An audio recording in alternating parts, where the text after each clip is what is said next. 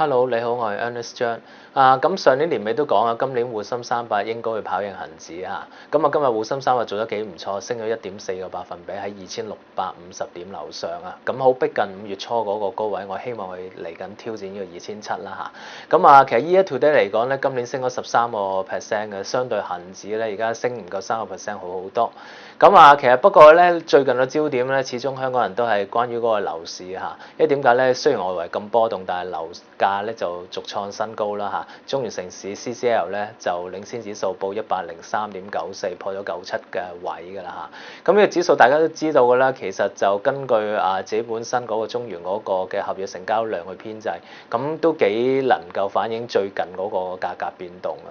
咁啊當然啦，樓市升啦，咁其實咧大家都有睇一啲有關嗰個嘅樓市升嗰個原因啦嚇。譬如好似最近嚟講啦，李嘉誠喺出席股東大會亦都有講過咧嚇。咁其實本港嗰個樓市個情況相對咧1997年係健康好多。咁佢亦都相信啦，政府亦都唔會拱冧個樓市嘅，因為其實最主要嚟講咧，香港百幾萬嘅私樓業主咧，其實受嘅影響係會最大嘅嚇。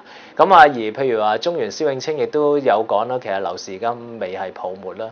咁但係其實作為我嘅立場，譬如一般嚟講見客咧，其實好壞兩方面都要講講，因為大家其實客戶嗰個嘅情況都唔同。咁我相信咧，譬如講翻好同埋唔好嗰方面咧，等佢哋自己分析會更加恰當嘅嚇。咁所以喺度咧亦都會講翻幾個重要因素，譬如話客戶需要留意，譬如嚟緊嗰個樓市嘅轉變嘅嚇。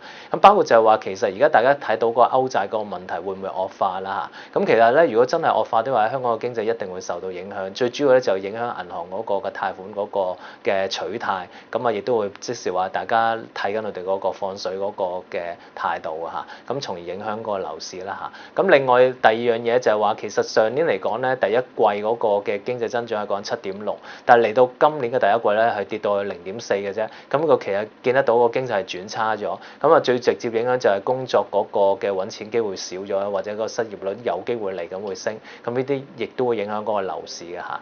咁至於譬如話大家相信啦，譬如新嘅政府領導咧，梁振英之前選咗出嚟啦嚇，咁會唔會譬如有推出一啲嘅新嘅措施咧，係一啲嘅政策風險咧？呢個亦都要大家關注啦。不過好肯定就係話咧，其實咧政府一見到個樓市咧嗰個價格過高咧，亦都會成日作出一啲警示去嚇人嘅嚇。咁我相信佢哋亦都會咧喺適當時候會推出一啲嘅措施，而嗰啲嘅措施我相信大家亦都會認為一啲譬如話增加個供應量啦，再加上咧2年之後咧，其實美國亦都會有機會加息啦。咁所以咧，其實喺呢方面嚟講咧，我相信大家亦都唔好話睇嗰個樓市升勢係一面倒咯嚇。